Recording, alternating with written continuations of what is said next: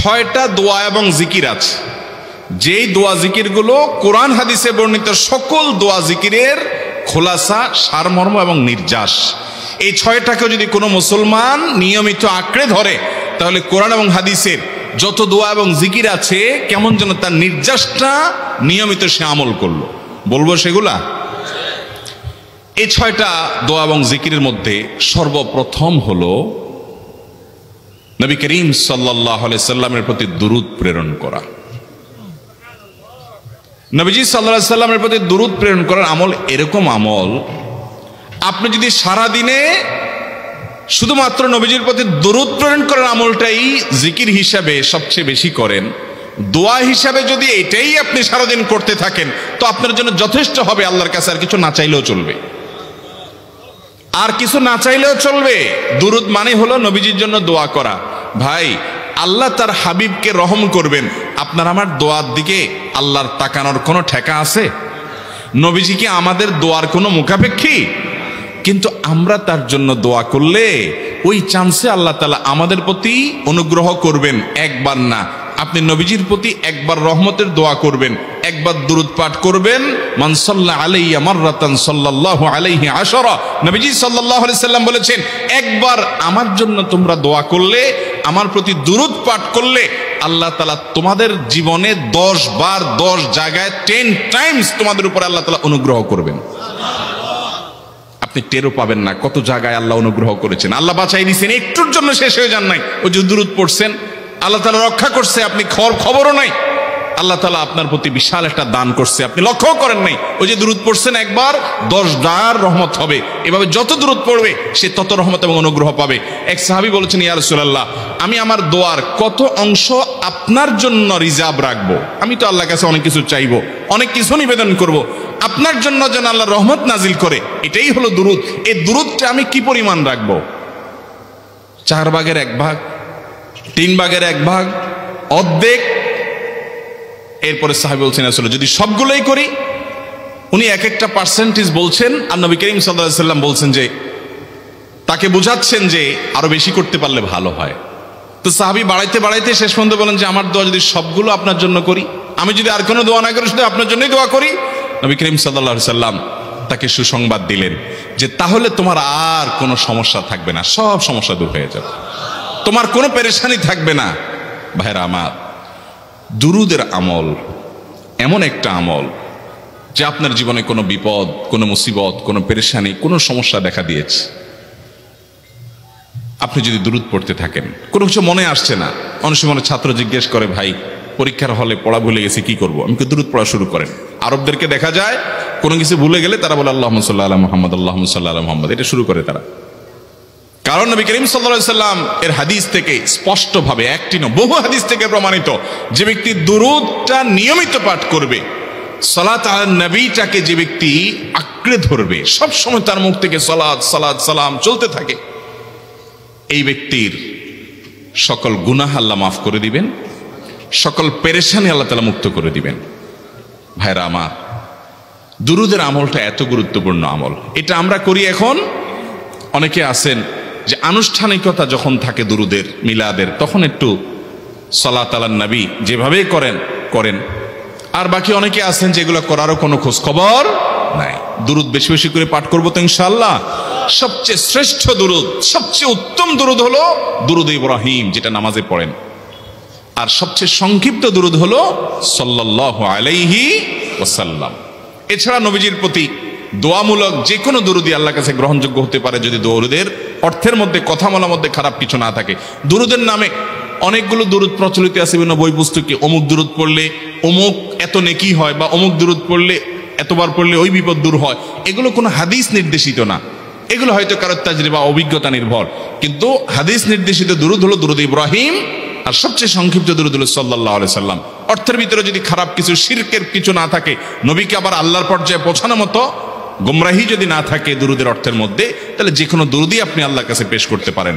তাহলে 6টা দোয়া হলো কোরআন হাদিসের শত শত সহস্র দোয়ার নির্যাস এবং খোলাসা। তার 1 নম্বর হলো দুরূদের আমল।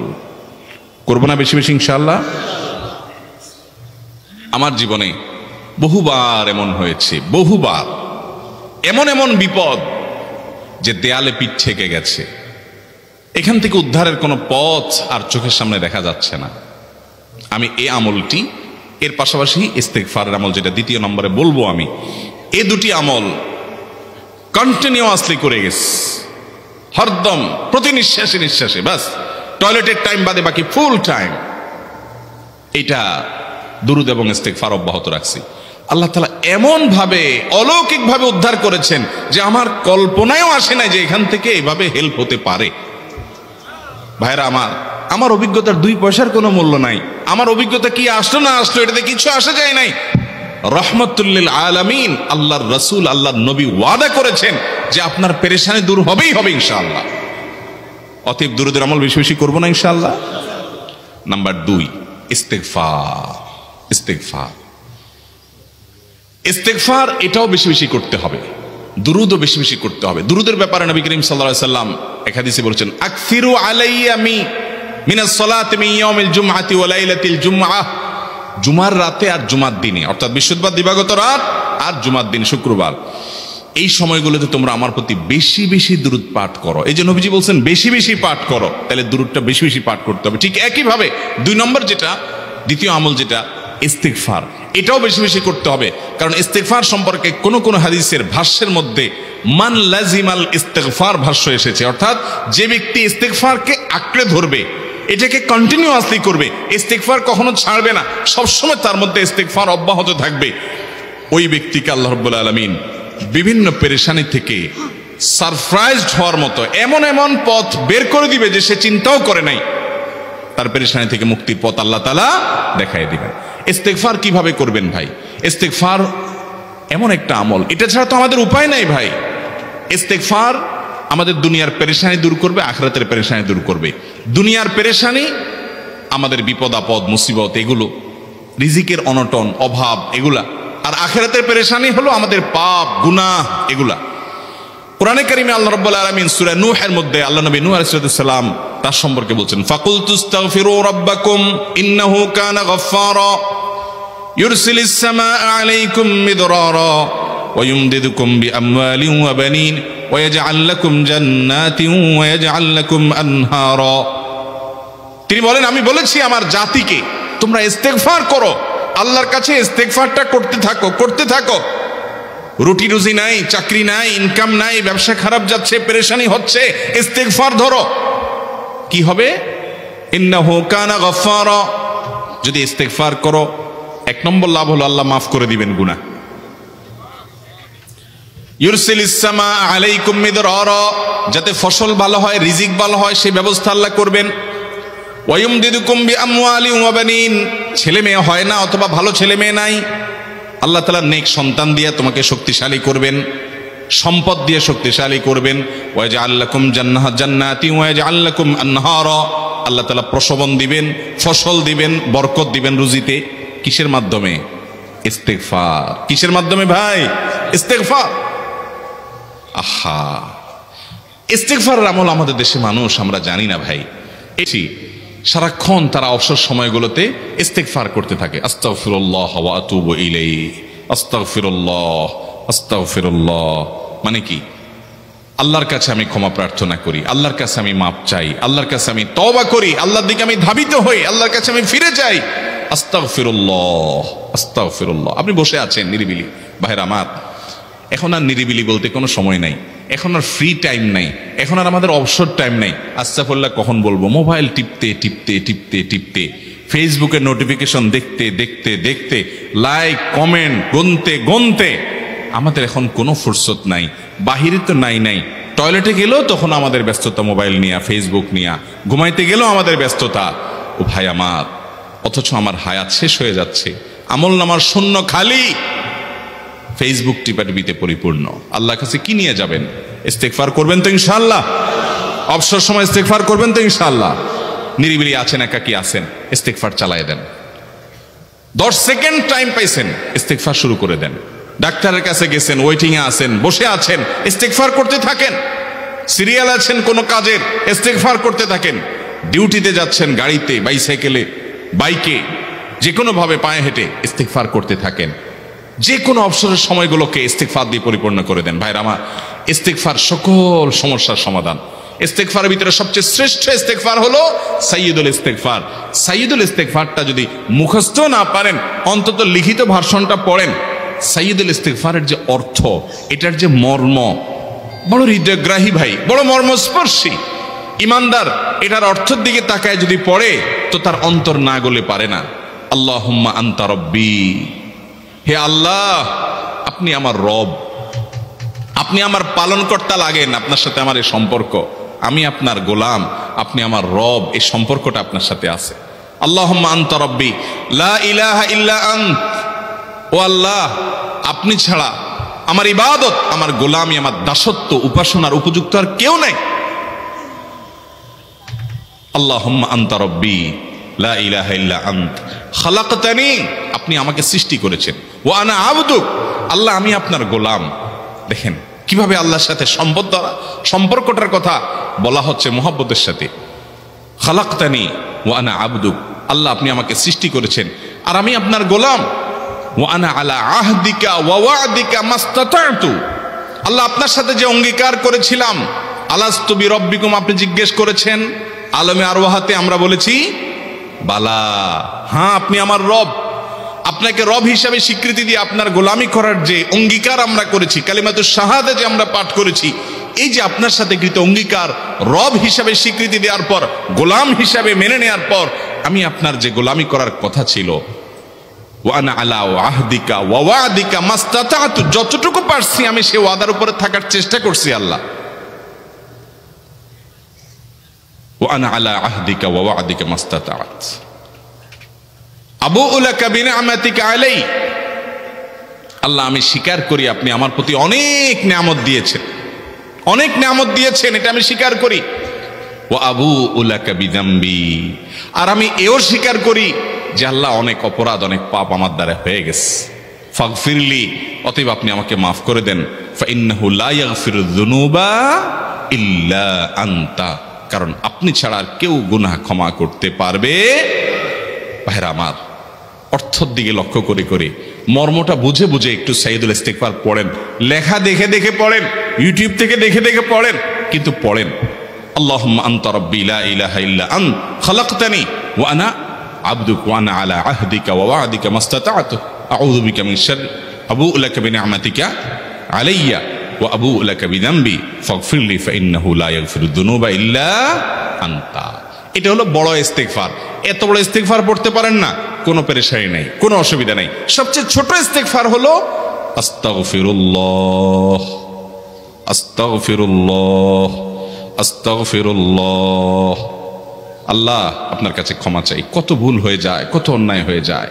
ভাইরা আমার, এটা হলো রিমুভার। ভুল করে কিছু লিখছেন, রিমুভ করে ফেলছেন, শেষ হয়ে গেছে। আপনি ঘন ঘন ইস্তিগফার পড়তে থাকেন, অগণিত ভুল হয়, অগণিত ত্রুটি হয়, বারবার ইস্তিগফার এগুলোকে সবগুলোকে শেষ করে দেয়। ভাইরা আমার, নিরাপত্তা এনে দেয়। আল্লাহ কোরআনে কারিমে বলেছেন যে আপনার রব আপনার কওমের প্রতি আযাব নাজিল করবেন না যদি আপনি থাকেন। আর যদি তারা ইস্তিগফারে রত রাখে, তাহলে গণ আযাব আল্লাহর পক্ষ থেকে আসবে। অতএব ভাইরা আমার, ইস্তিগফার বেশি বেশি করতে হবে। 6টা আমল, 6টা জিকির, দোয়া হলো শত শত হাজার দোয়া এবং জিকিরের সান্নিধ্যাসের। দ্বিতীয়টা হলো ইস্তিগফার। চেষ্টা করবো না ইনশাআল্লাহ ইস্তিগফার করার, চলতে ফিরতে আস্তাগফিরুল্লাহ ওয়া আতুবু ইলাইহি, অথবা শুধু আস্তাগফিরুল্লাহ। আরেকটা ইস্তিগফার হাদিসে বর্ণিত, আস্তাগফিরুল্লাহাল্লাযী লা ইলাহা ইল্লা হুয়াল হাইয়ুল কাইয়্যুম ওয়া আতুবু ইলাইহি ওয়া লা হাওলা ওয়া লা কুওয়াতা ইল্লা বিল্লাহ। এটাও ইস্তিগফার। তাহলে একটা বড় ইস্তিগফার, একটা মিডিয়াম, একটা ছোট, যার যেটা সুবিধা হয় এটা পড়েন। বড়টা হলো সাইয়্যিদুল ইস্তিগফার, সবচেয়ে শ্রেষ্ঠ ইস্তিগফার যেটা হাদিসে বর্ণিত হয়েছে। সাইয়্যিদুল ইস্তিগফার নবীজি সকাল সন্ধ্যা পাঠ করতেন, বিভিন্ন সময় পাঠ করতেন, রাতে পাঠ করার কথা বলতেন। সাইয়্যিদুল ইস্তিগফার পাঠ করলে আল্লাহ রাব্বুল আলামিন ওই দিনে, ওই রাতে, ওই ব্যক্তি মারা গেলে তার সব গুনাহ খাতা মাফ করে তাকে জান্নাত দিবেন ইনশাআল্লাহ। অতএব ভাইরা আমার, সাইয়্যিদুল ইস্তিগফার সবচেয়ে বড়, আস্তাগফিরুল্লাহাল্লাযী লা ইলাহা ইল্লা হুয়াল হাইয়ুল কাইয়্যুম ওয়া আতুবু ইলাইহি ওয়া লা হাওলা ওয়া লা কুওয়াতা ইল্লা বিল্লাহ। এটা হলো মাঝারি ধরনের। আর সবচেয়ে ছোট ইস্তিগফার হলো আস্তাগফিরুল্লাহ ওয়া আতুবু ইলাইহি। তাহলে 6 আমলের কয়টা গেল? 2টা। প্রথমটা হলো দুরুদ আর দ্বিতীয়টা হলো ইস্তিগফার। নাম্বার 3, এটা আমাদের বেশিরভাগ মানুষ জীবনে হয়তো শুনেনও নাই, অনেকে হয়তো শুনছেন, আমল করা হয় না। খুব সীমিত সংখ্যক আল্লাহর বান্দার আমলের তৌফিক হয়। সেটা হলো ইয়া যাল জালালি ওয়াল ইকরাম। এটা একটা জিকির, আল্লাহ তাআলাকে ডাকা, আহ্বান করা, এটাই জিকির। ইয়া যাল জালালি ওয়াল ইকরাম। নবী করিম সাল্লাল্লাহু আলাইহি সাল্লাম বলেছেন, আলিজু বিয়া যাল জালালি ওয়াল ইকরাম। তোমরা ইয়া যাল জালালি ওয়াল ইকরাম এটাকে আঁকড়ে ধরো, এটাকে নিয়মিত করো, বেশি বেশি করে বলতে থাকো এটাকে, সব সময় এটাকে মুদাওয়ামাতের সাথে কন্টিনিউয়াসলি এটা বলতে থাকো, ইয়া যাল জালালি ওয়াল ইকরাম। অনেক উলামায়ে কেরাম, মুহাদ্দিসিনে কেরাম ইয়া যাল জালালি ওয়াল ইকরাম কেন নবীজি এত বেশি বলতে বলেছেন, এটার মাধ্যমে আমাদের লাভটা কি, এর ব্যাখ্যা করতে গিয়ে বলেছেন, ইয়া যাল জালাল মানে হলো হে মহান মহান বড়ত্বের অধিকারী, হে জালালের অধিকারী, হে জালাল। ওয়াল ইকরাম, হে দানশীল। তাহলে প্রথম বাক্যে আল্লাহর বড়ত্বের কথা স্বীকৃতি দিয়ে প্রশংসা করা হয়, আর দ্বিতীয় বাক্যে হে দানশীল বলে আল্লাহ তাআলার কাছ থেকে চাওয়া হয় যে আপনি যেহেতু দানশীল এবং আপনি যদি মহান, অতএব আপনি আমাকে দান করেন। এটা ডাকলেই, আল্লাহকে এই বলে ডাকলেই চাওয়া হয়ে যায়। এই জন্য বেশি বেশি করে ইয়া যাল জালালি ওয়াল ইকরাম পড়তে হবে। অনেকে হয়তো নতুন শুনেছেন, আজকে থেকে শুরু করে দিবেন ইয়া যাল জালালি, সকাল বিকাল। মনে থাকে না তো লিখে লিখে ওয়ালে টাঙ্গায় দেন, বাসা বাড়িতে এমন জায়গায় লিখে রাখেন তাকাইলে নজরে পড়ে, কারণ মোবাইলে আমাদেরকে সবকিছু ভুলায় দেয়, দুনিয়ার ব্যস্ততা সব ভুলায় দেয়। এই জন্য বেশি বেশি ইয়া যাল জালালি ওয়াল ইকরাম পড়বো। 3টা হয়ে গেল। নাম্বার 4 নম্বর যে দোয়া এবং জিকির করতে নবী করিম সাল্লাল্লাহু আলাইহি সাল্লাম সব সময় আমাদেরকে উৎসাহ দিয়েছেন, অনুপ্রেরণা দিয়েছেন। এবং ইবনে সাদি রাহিমাহুল্লাহ তিনি 6টা নির্যাস দোয়া এবং জিকির যে বলেছেন, তার 4 নম্বর হলো লা হাওলা ওয়ালা কুওয়াতা ইল্লা বিল্লাহ। লা হাওলা ওয়ালা কুওয়াতা ইল্লা বিল্লাহ। লা হাওলা ওয়ালা কুওয়াতা ইল্লা বিল্লাহ, এটা হলো সারেন্ডার করা, আল্লাহর কাছে সারেন্ডার করা, আত্মসমর্পণ করা। মানে আল্লাহ ছাড়া কোনো ভালো কাজ করার ক্ষমতা কারণ নাই, করার তৌফিক দেওয়ার ক্ষমতা কারণ নাই, আর পাপ থেকে বাঁচানোরও ক্ষমতা কারণ নাই। এই জন্য আমি কেমন যেন আল্লাহর কাছে সারেন্ডার করছেন, লা হাওলা ওয়ালা কুওয়াতা ইল্লা বিল্লাহ। কোন অবস্থা, কোন সামর্থ্য, এগুলো কারোর কাছে নাই, শুধুমাত্র কার কাছে আছে? আল্লাহর কাছে আছে। এই অর্থ বুঝে আপনি লা হাওলা ওয়ালা কুওয়াতা ইল্লা বিল্লাহ বেশি বেশি পাঠ করবেন। নবী করিম সাল্লাল্লাহু আলাইহি সাল্লাম বলেছেন, তোমাদেরকে কি আমি জান্নাতের একটা ভান্ডারের খোঁজ দিব, খবর দিব, যেটা জান্নাতের ভান্ডার, সওয়াব টওয়াব না, সাধারণ অল্প স্বল্প সওয়াব না, পুরো জান্নাতের ভান্ডারের সন্ধান দিয়ে দিব। সাহাবা ইকরাম তো চাইতেনই সেটা। নবীজি সাল্লাল্লাহু আলাইহি সাল্লাম তখন বলেছেন যে লা হাওলা ওয়ালা কুওয়াতা ইল্লা বিল্লাহ, এটা হলো কানজুম মিন কুনুজিল জান্নাহ, জান্নাতের ভান্ডার সমূহের মধ্যে থেকে একটা বড় ভান্ডার হলো লা হাওলা ওয়ালা কুওয়াতা ইল্লা বিল্লাহ। অতএব এই আমলটাও বেশি বেশি করবেন। 4 নম্বর আমল হয়ে গেল। দুরুদের আমল 1, ইস্তিগফার আমল 2, ইয়া যাল জালালি ওয়াল ইকরাম 3, লা হাওলা ওয়ালা কুওয়াতা ইল্লা বিল্লাহ। কয়টা হলো? 4। 5 নম্বর আমল হলো দোয়া ইউনুস। দোয়া ইউনুস জানা আছে তো? লা ইলাহা ইল্লা আনতা সুবহানাকা ইন্নী কুনতু মিনাজ জালিমিন। ভাইরা আমার, অর্থের দিকে তাকায়া মাঝে মধ্যে মোবাইল টোবাইল সব ফালায় রেখে একটু আল্লাহর সাথে কথা বলবেন, আল্লাহর সাথে একটু কানেক্টেড হওয়ার চেষ্টা করবেন, আল্লাহর সাথে একটু সংযুক্ত হওয়ার চেষ্টা করবেন। ডিসকানেক্টেড তো পুরো লাইফটা কাটাই দিলেন, একটু কানেক্টেড হওয়ার চেষ্টা করেন। প্রতিদিন কিছু সময় বসে একটু জিকির করেন, চলতে ফিরতে একটু আল্লাহকে সময় দেন, আপনি উপকৃত হবেন, আপনার কল্ব জিন্দা হবে, আমল নামা সওয়াবে পরিপূর্ণ হবে। লা ইলাহা ইল্লা আনতা সুবহানাক ইন্নী কুনতু মিনাজ জালিমিন। অর্থের দিকে তাকান, কত মর্মস্পর্শী। লা ইলাহা ইল্লা আনতা, আল্লাহ আপনি ছাড়া কোনো সত্যিকারের মাহবুদ নাই, উপাস্য নাই। সুবহানাক, আপনি পবিত্র, আমি আপনার পবিত্রতা জ্ঞাপন করছি। ইন্নী কুনতু মিনাজ জালিমিন, তবে আমি সেসব মানুষদের অন্তর্ভুক্ত যারা নিজের প্রতি নিজে জুলুম করেছে, অবিচার করেছে, অন্যায় করে আমার নিজের পায়ে নিজে কুড়াল মেরেছি বহু। অতএব আপনি আমাদের প্রতি রহম করেন। এই দোয়া পাঠ করে আপনারা সবাই জানেন আল্লাহর একজন নবী, তিনি জীবনের সবচেয়ে কঠিন পরিস্থিতির মুখোমুখি হয়ে এমন বিপদে পড়েছেন যে বিপদ থেকে উদ্ধারের কোনো পথ ছিল না। দুনিয়াবি সকল সিস্টেম বলবে যে সমুদ্রে নিক্ষেপিত হয়ে বিশাল বড় সমুদ্রের প্রাণী মাছের পেটে চলে গেলে সে মানুষ আবার বাঁচে কিভাবে? মুহূর্তের ভিতরে তো মারা যাবে অক্সিজেনের অভাবে। এটাই দুনিয়ার সিস্টেম বলে। আল্লাহ তাআলা অলৌকিক ভাবে, লৌকিক সিস্টেমের ঊর্ধ্বে রেখে আল্লাহ তাআলা তাকে এই বাক্য পাঠ করার কারণে এর মাধ্যমে আল্লাহ তাকে মুক্তি দান করেছেন। এবং আল্লাহ তাআলা এই ঘটনা কোরআনে উল্লেখ করার পর একটা সুসংবাদ বলছেন আমাদের সবার জন্য, বিরাট বড় আনন্দের সংবাদ। আল্লাহ বলেছেন, ওয়াকাযালিকা নুনজিল মুমিনিন। এই বাক্য পাঠ করার পর ইউনূস আলাইহিস সালামকে শুধু রক্ষা করেছেন আল্লাহ, তাই নয়, আল্লাহ বলেছেন একইভাবে তাকে যেরকম রক্ষা করেছি, এই বাক্য যদি কেউ পড়ার মতো পড়ে, হক আদায় করে পড়ে, মনের গভীর থেকে পড়ে, মর্ম উপলব্ধি করে পড়ে, নিয়মিত পড়ে, ওয়াকাযালিকা নুনজিল মুমিনিন, ঈমানদারদেরকে আমি রক্ষা করে দেব এইভাবে। আরো শুনবেন, আমাদের প্রিয় নবী সাল্লাল্লাহু আলাইহি ওয়াসাল্লাম বলেছেন, তোমরা আমার ভাই ইউনূস ইবনে মাত্তা যে দোয়া করেছে, ওই দোয়াটাকে তোমরা আঁকড়ে ধরবা, যে কোনো বিপদে আপদে মুসিবতে আল্লাহর কাছে চাইবা। ভাইরা আমার, আমরা বিপদ আপদে পড়লে হুজুরদের কাছে চলে যায় দোয়ার জন্য, অনেকে মাজারে চলে যায়, সেখানে মানত করে, টাকা পয়সা দেয় বিপদ উদ্ধার করার জন্য। কপাল পোড়া জানে না ও কার গোলাম, ও আরশে আজিমের মালিকের গোলাম, তার সাথে ডাইরেক্ট কানেক্টেড হওয়ার সুযোগ আছে, শুধু ইউজ করলেই হয়, সুইচ দিলেই হয়। কপাল পোড়া জানে না, ডানে বামে গিয়ে নিজের আমল বরবাদ করে, ঈমান বরবাদ করে, তাওহীদ নষ্ট করে। ভাইরা আমার, তাহলে যে কোনো সমস্যা ফিল করি অথবা স্বাভাবিক অবস্থাতে দোয়া ইউনূস পাঠ করব, লা ইলাহা ইল্লা আনতা সুবহানাকা ইন্নী কুনতু মিনাজ জালিমিন। ভাইরা আমার, দুনিয়ার মানুষের কাছে আপনি অপরাধী এটা বললে খারাপ লাগে।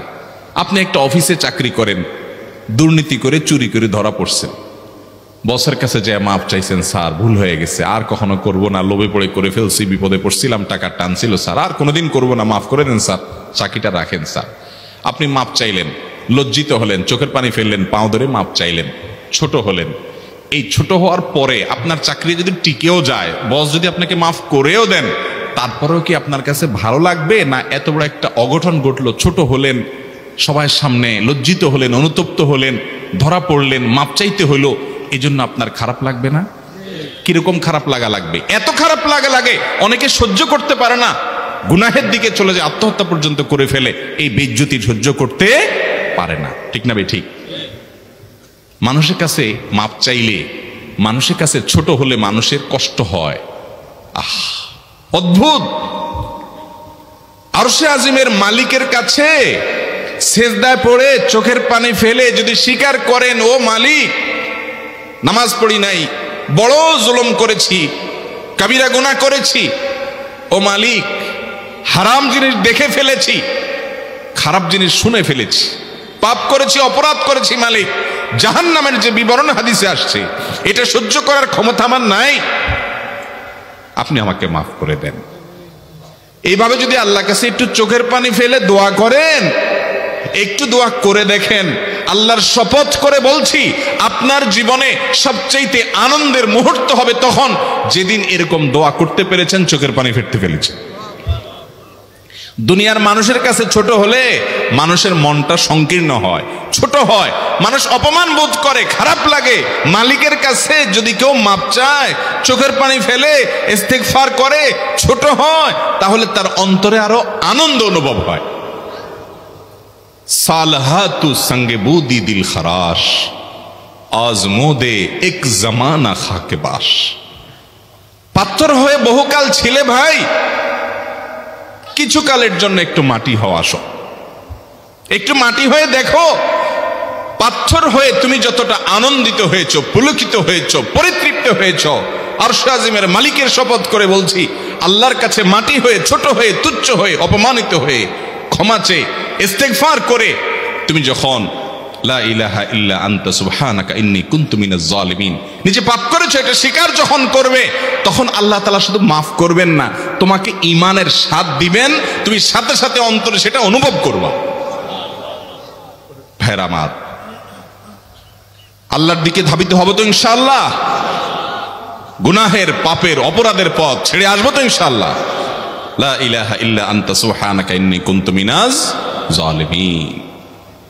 কোরআন হাদিসের নির্যাসের 5 নম্বর আমল দোয়া ইউনুস। নবীজি সাল্লাল্লাহু আলাইহি সাল্লাম বলেছেন, আমার ভাই ইউনুস আলাইহিস সালাম তিনি আল্লাহর কাছে এটা পড়ে যেরকম বিপদ থেকে রক্ষা পেয়ে গেছেন, তোমরা আমার ভাই ইউনুস আলাইহিস সালামের দোয়াটা বেশি বেশি পড়বা, ওইটাকে তোমরা আঁকড়ে ধরবা, তোমাদেরকে আল্লাহ তাআলা উদ্ধার করবেন। আল্লাহ কোরআনে ওয়াদা করেছেন, ওয়া কাযালিকা নুনজিল মুমিনিন, এভাবে আমি ঈমানদারদেরকে রক্ষা করব। অতএব ভাইরা আমার, বিপদ আপদে ওই মাজারে দৌড় দিবেন না, হুজুরের কাছে দোয়া চান, এটাতে দোষের কিছু নাই, কিন্তু সবকিছুর আগে আপনি নিজে নিজের মালিকের কাছে চান। আমরা অনেকে দোয়া করি না, কেন করি না? আমরা মনে করি যাইরে আমি এত গুনাহগার মানুষ, আমার দোয়া কবুল হবে, এই জন্য হুজুরের কাছেই শুধু যায়, যে হুজুর যদি কিছু বলে দেয়। আল্লাহর কাছে ডাইরেক্ট চাইলে যে পাওয়া যাবে এটা অনেক মুসলমান বিশ্বাস করে না, ভালো করে জানে না। ভাইরা আমার, আল্লাহ কোরআনে বলেছেন, উদউনি আস্তাজিব লাকুম, তোমরা আমার কাছে দোয়া করো, আমি কবুল করব। ওয়াদা করেছেন আল্লাহ তাআলা। আমার রব কি ওয়াদার খেলাফ করে? আমাদের রব ওয়াদার খেলাফ করে? ইন্নাহু লা ইউখলিফুল মিআদ, তিনি ওয়াদার খেলাফ করেন না। তিনি বলেছেন তোমরা দোয়া করো, হালাল বক্ষণ থাকে, যদি হালাল উপার্জন যদি থাকে, শরীরে যদি হারাম যদি না থাকে, শর্ত আদায় করে দোয়া যদি করেন, দোয়া করে আবার হুলস্থুল যদি না করেন, তাড়াহুড়ো যদি না করেন, দোয়া করে আল্লাহর কাছে দরখাস্ত জমা দিয়ে দেন, দুরূদ পাঠ করেন, শর্ত আদায় করে দোয়া করেন, আপনি যত অপরাধী হন, যত গুনাহগার হন, যত পাপিষ্ঠ হন, আল্লাহ আপনার দোয়া কবুল করবে। আচ্ছা ভাই, আমরা যত খারাপ হই, আপনি নামাজ পড়েন না, আপনি ফিল্ম দেখেন, আপনি হারাম জিনিস দেখেন, আপনি অনেক খারাপ কাজ করেন, গালিগালাজ করেন, মানুষের হক মারেন, যত খারাপ আপনি হন, আপনি ইবলিসের চেয়ে বেশি খারাপ হতে পারবেন? ইবলিসের চেয়ে বেশি খারাপ হওয়ার সুযোগ আছে? খারাপের বাপ সে, তার মতো খারাপ তো আপনি চাইলেও হতে পারবেন না, ঠিক না ভাই? ঠিক। আচ্ছা, এই ইবলিস আল্লাহর কাছে দোয়া করছে কখন? এমন সময় যখন আল্লাহ তাকে নির্দেশ করছে সিজদা করো। আদমের সম্মানে সেই নির্দেশ সে লঙ্ঘন করেছে, ডাইরেক্ট আল্লাহর সামনে সরাসরি লঙ্ঘন, সরাসরি বিদ্রোহ। আপনার সামনে আপনার ছেলে, আপনার কর্মচারী, আপনার কাজের লোক ডাইরেক্ট যদি একটা জিনিস বলে পারবো না, কি পরিমাণ মেজাজ আপনার গরম হবে চিন্তা করেন। অথচ আপনিও মানুষ, সেও মানুষ, আর আল্লাহ হলেন সৃষ্টিকর্তা, এ হলো সৃষ্টি। সে যুক্তি দেখায়, খালাক্তানি মিন নার ওয়া খালাক্তাহু মিন তিন, আমারে আগুন থেকে তৈরি করছেন, তারে মাটি থেকে তৈরি করছেন, আমি কেন তারে সিজদা করব? তর্ক যুক্তি হাজির করে আল্লাহর নির্দেশকে আল্লাহর সামনে লঙ্ঘন করেছে। কত ডেঞ্জারাস সিচুয়েশন বুঝেন, কি পরিমাণ রাগ আল্লাহ রাব্বুল আলামিনের হওয়ার কথা। তার তো গুণবাচক নাম শুধু রহমান রহিম না, তার গুণবাচক নাম আছে কি? কাহার, জব্বার। তো আল্লাহ রাব্বুল আলামিনের এই গুণবাচক নামও তো আছে। তিনি তো প্রচন্ড রকমের কাহারের অধিকারী। তো আল্লাহর সামনে ডাইরেক্ট তার আদেশকে লঙ্ঘন করেছে, হঠকারিতা দেখিয়েছে, অহংকার করেছে, দম্ভ দেখিয়েছে, এত বড় বেয়াদবি করেছে। ওই টাইমে আল্লাহ তাআলা তো রাগ হওয়ার কথা। ওই রাগের সময়, ওই কঠিন সময় ইবলিস যখন আল্লাহ তাকে বললেন, যাও ফখরুজ মিনহা ফাইন্নাকা রাজিম, জান্নাত থেকে বের হও, তুমি বিতাড়িত, আল্লাহ রাগ হয়ে তাকে জান্নাত থেকে বের করে দিলেন। ভাইরা আমার, এই রকম সময় পর্যন্ত ইবলিস দোয়া করে বসছে। কি দোয়া করছে? রব্বি আনজিরনি ইলা ইয়াউমি ইউবআসুন, আল্লাহ আমাকে সুযোগ দেন, কিয়ামত পর্যন্ত হায়াতটা দেন আমারে, দোয়া করে বসছে। কিন্তু আল্লাহ তাআলা কি করছেন? আল্লাহ বলছেন, তো বড় সাহস তোর বেটা, মাত্র সিজদা করতে বলছেন করলি না, কমবখত, আবার দোয়া করস? আল্লাহ সেটা বলেন নাই। আল্লাহ কি করছেন? ইন্নাকা মিনাল মুনজারিন, যাও তোমাকে সুযোগ দেওয়া হলো। সুবহানাল্লাহ। ইবলিস যদি আল্লাহর রাগ হওয়ার মতো সময়ে, ক্রোধ হওয়ার মতো সময়ে আল্লাহর সামনে আল্লাহর সরাসরি অবাধ্য হয়ে আল্লাহ তাকে বের করে দিচ্ছেন বিতাড়িত শয়তানকে, ওই টাইমে যদি দোয়া করার পর ইবলিসের দোয়া কবুল হয়, ও মুসলমান, আপনি আল্লাহর গোলাম হিসেবে নিজেকে স্বীকার করেন, আপনি যত পাপিষ্ঠ হন না কেন, আপনার দোয়া কেন কবুল হবে? আল্লাহর কাছে দোয়া করবো না ইনশাআল্লাহ? ইবলিসই আমাদেরকে বুঝায়, ফুসলায়, তুই কোন মুখে দোয়া করবি আল্লাহর কাছে? তোর নামাজের ঠিক নাই, তোর ইবাদতের ঠিক নাই, এত আকাম কুকাম করস ফেসবুকে, ইউটিউবে, তোর মতো 2 নম্বর একটা মানুষ, কোন মুখে আল্লাহর কাছে দোয়া করবি? থাক, দোয়া করিস না, আমি কেমনে এই মুখ নিয়ে দোয়া করবি? এটা যখন আপনার মনের ভিতরে আসে, তখন বুঝবেন যে মিস্টার ইবলিস অ্যাক্টিভ হয়ে গেছে আপনার শরীরে। কথা কি বুঝাতে পারছি? আল্লাহর কাছে দোয়া করবেন তো ইনশাআল্লাহ। এই 6টা দোয়া জিকিরের 5 নম্বর দোয়া ইউনুস, অর্থ সহকারে বুঝে বুঝে আল্লাহর কাছে চাইবেন এবং দোয়া করবেন। 6 নম্বর হলো সুবহানাল্লাহ, আলহামদুলিল্লাহ, লা ইলাহা ইল্লাল্লাহ, আল্লাহু আকবার। এই বাক্যগুলো দেখবেন ঘুরে ফিরে নবী করিম সাল্লাল্লাহু আলাইহি ওয়াসাল্লাম সারাদিন পড়তেন। 5 ওয়াক্ত নামাজের পরে 33 বার দেখবেন। আবার দেখবেন সকাল সন্ধ্যায় সুবহানাল্লাহি ওয়া বিহামদি 100 বার, সুবহানাল্লাহি ওয়া আলহামদুলিল্লাহি আল্লাহু আকবার 100 বার। আবার এগুলো মাঝে মধ্যে 10 বার, রাতে শোয়ার সময় 33, 34 বার।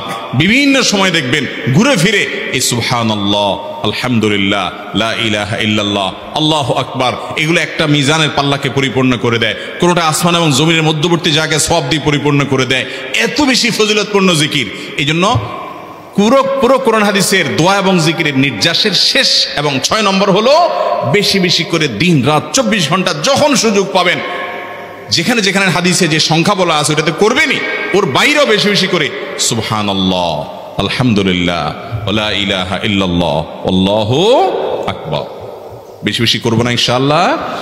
আবারও বলছি, পুরো কোরআন হাদিসের দোয়া এবং জিকিরের নির্যাস 6টির একটি হলো, এটি ইবনে সাঈদী রাহিমাহুল্লাহর গবেষণা, তার গবেষণার আলোকে তিনি এটা পেশ করেছেন। এটি আবার কোন হাদিস থেকে নির্যাস বের করে দেওয়া হয়েছে সে নয়, এটা একজন মুফাসসিরের গবেষণা। তিনি বলেছেন কোরআন হাদিসে যত দোয়া বলা হয়েছে সবগুলার মর্ম কথা এর মধ্যে চলে আসে। তাছাড়া নবী সাল্লাল্লাহু আলাইহি ওয়াসাল্লাম এবং কোরআনে এগুলাকে বেশি বেশি করতে বলেছেন। আলিজু, আকসিরু, মান লাজিমা, এই শব্দগুলো ব্যবহার করা হয়েছে। এই জন্য এগুলো বেশি বেশি করে করতে হবে। এই যে শেষেরটা নবী সাল্লাল্লাহু আলাইহি ওয়াসাল্লাম সবসময় বিভিন্ন জায়গায় করতেন। আবারও বলছি, নাম্বার 1 দুরুদ, নাম্বার 2 ইস্তিগফার, নাম্বার 3 ইয়া যাল জালালি ওয়াল ইকরাম, নাম্বার 4 লা হাওলা ওয়ালা কুওয়াতা ইল্লা বিল্লাহ, জান্নাতের ভান্ডার এটা, নাম্বার 5 লা ইলাহা ইল্লা আনতা সুবহানাকা ইন্নী কুনতু মিনাজ জালিমিন, বিপদ না আসলেও স্বাভাবিক অবস্থায় পড়বেন। নাম্বার 6 সুবহানাল্লাহি ওয়াল হামদুলিল্লাহি ওয়া লা ইলাহা ইল্লাল্লাহু আল্লাহু আকবার। নিয়মিত করব তো ইনশাআল্লাহ। আল্লাহ আমাকে আপনাকে আমাদের সবাইকে আমল করার তৌফিক দান করুন, সব সময় জিকিরের মধ্যে থাকার তৌফিক দান করুন। জাযাকুমুল্লাহু খায়রা ওয়া আখিরু দাওয়ানা আলহামদুলিল্লাহি রাব্বিল আলামিন।